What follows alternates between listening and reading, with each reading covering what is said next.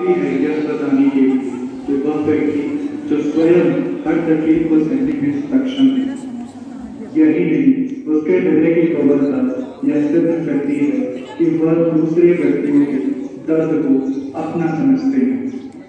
एक समय ऐसा भी आया जब मनुष्य को मानवता का परिमाण देना पड़ा, जब हर चीज को हासिल करने के लिए युद्ध एकमात्र जरिया बन चुका था। लोग की जान महज एक असंवेदनशीलता का विषय है।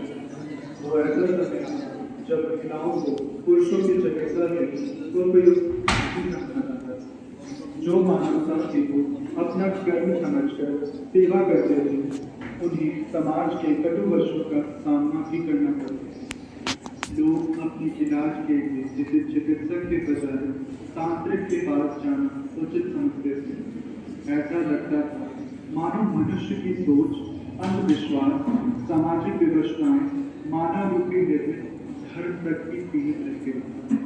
ठीक इसी के उपरांत एक ऐसी ही क्रांति ने 12 मई सन 1830 में छोटे से शहर फ्लोरेंस, इटली में जन्म लिया, जिसके बाद नाइटिंगेल परिवार में जन्मी वह कन्या ने मानव नर्सिंग क्षेत्र को एक नई दिशा व दशा प्रदान की।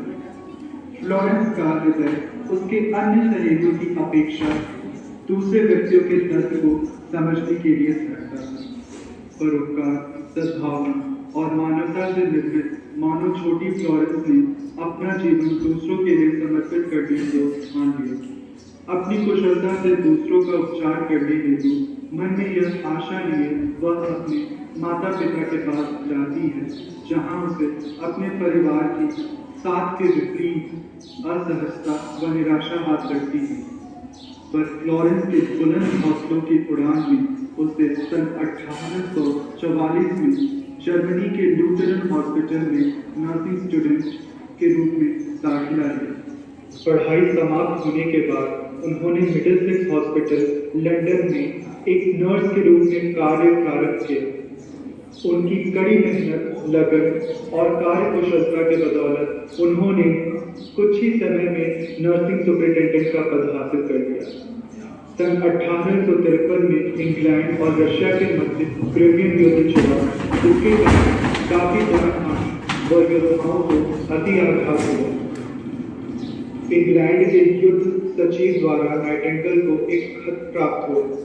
तत्पश्चात टर्की में नाइटिंगेल ने अपने कुछ अन्य साथी द्वारा घायल योद्धाओं का उपचार किया।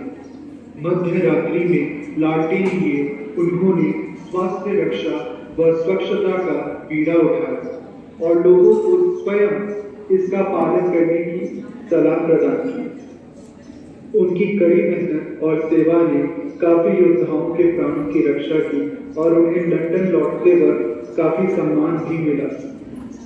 इंग्लैंड की महारानी ने उन्हें सम्मान दिया और उन्हें लेडी विद द लैंड की उपाधि भी हासिल हुई।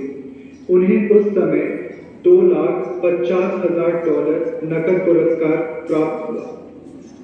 सन 1860 में उन्होंने सेंट थॉमस हॉस्पिटल की स्थापना की।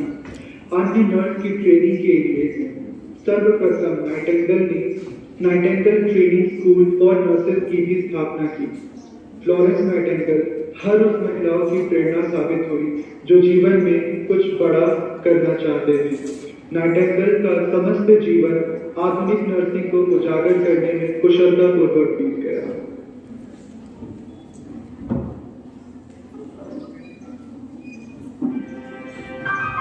निकली थी एक चिराग लेकर, चिराग पर जाऊंगी सोचा न था।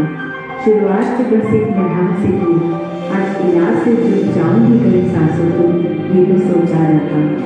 ऊंचाई के शिखर पे पहुंची हूँ आज, हर जगह मेरी परछाई है। अब वक्त बदला है और यहाँ हर किसी को मेरी जरूरत समझ आएगी। कई वर्ष पहले बस जीएनएम कुछ सीमित किया, अब दुनिया में बदलाव ला चुकी हूँ। मेसी को भी हासिल कर चुकी हूँ, मुझको से लोगों से जुड़ गई है। पहले स्पर्श से आंखों में उजाला करती थी, आज दवा से भी दर्द को कम करना जानती हूँ। मैं मेसी को भी हासिल करती हूँ। थ्योरी और प्रैक्टिकल की मेल को समझती हूँ, रिसर्च में भी उपलब्धियां पा चुकी हूँ। सिर्फ इंजेक्शन टैबलेट काफी नहीं, अब टेक्नोलॉजी को भी मैं समझती हूँ। आज कॉलेज भी अधूरे हैं मेरे बिना, क्योंकि आगे की पीढ़ी के ज्ञान हमें सहयोग जो मैं दे रही हूँ। आज कहाँ तुम्हें मैं नहीं मिलूंगी। Nurse, professor, administrator, counsellor, researcher, माँ के दर्द और बच्चे की चहचहाहट से जो जुड़ती हूँ, मुझे मिडवाइफरी और पीडियाट्रिक नर्स कहते हैं। जहाँ एनाटॉमी और फिजियोलॉजी ईसीजी की तारों से जुड़ती हूँ, मुझे मेडिकल सर्जिकल नर्स कहते हैं। जब किसी के इमोशंस और साइकोलॉजी से जुड़ती हूँ, मुझे मेंटल हेल्थ नर्स कहते हैं। जहाँ लोगों के घरों से बीमारियों को दूर करती हूँ, तो मुझे कम्युनिटी हेल्थ नर्स कहते हैं। उन सरहदों पे भी जब किसी की मुस्कुराहट बनती हूँ, मुझे मिलिट्री नर्स कहते हैं। बस अपने देश में नहीं सिर्फ, बल्कि फॉरेन में भी पंख अपने उड़ा बैठी हूँ। देख रहे हो, एक चिराग लेकर जो निकली थी, कहाँ तक मैं उसका प्रकाश फैला चुकी हूँ।